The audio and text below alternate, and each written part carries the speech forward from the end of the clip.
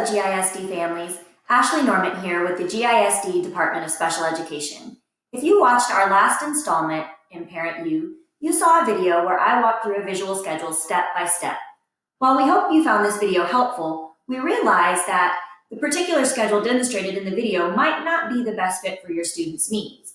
And the reason being is that as diverse as our kiddos are, their personalities, their needs, there are visual schedules that are just as diverse to meet those.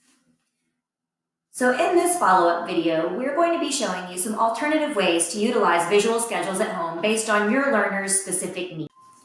In the first video, you saw me using this schedule. It's a visual schedule with 6 different icons for academic lessons. You saw as we worked through the schedule, the student was able to remove the item and put it into a finished bucket.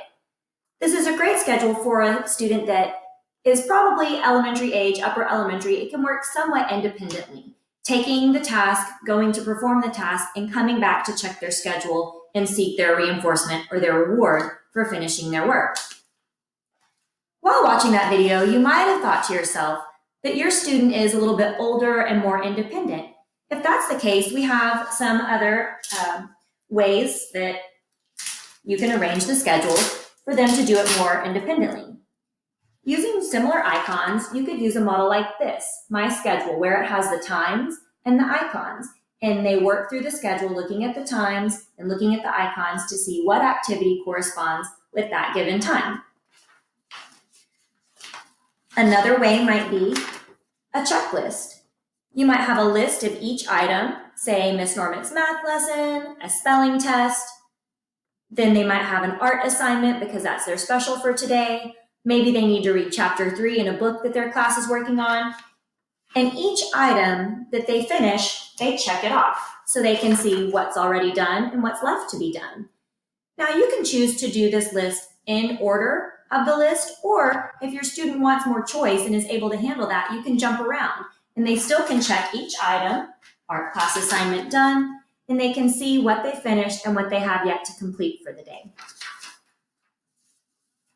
For more independent students, older students especially, you might want to set up a weekly schedule for them so that they use something that looks like a calendar page. They can write in their assignments as they're given by their teachers and know which assignments are due which day.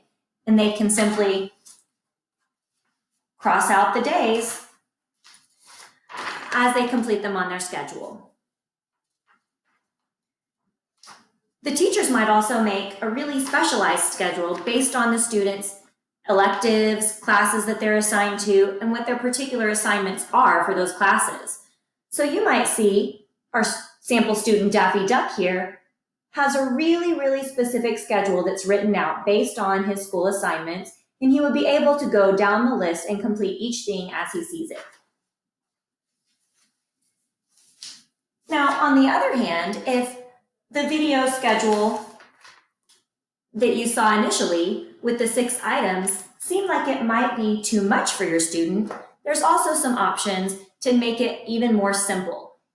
You might have noticed that your student needs something a little bit quicker with the task to reward exchange. In that case, you would use something like a first, then. And this is a one task, then reinforcement kind of model. So you might say first you do your lesson on the computer, then you can take a break and you can choose your toy to play with.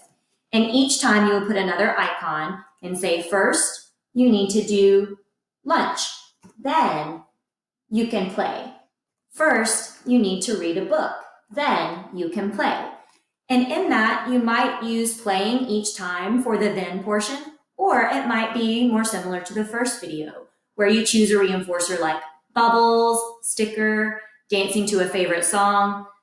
You can pick that based on whatever the likes and dislikes are of your particular kiddo. And you might be wondering with all this information, how do you know which type of schedule is right for your own child?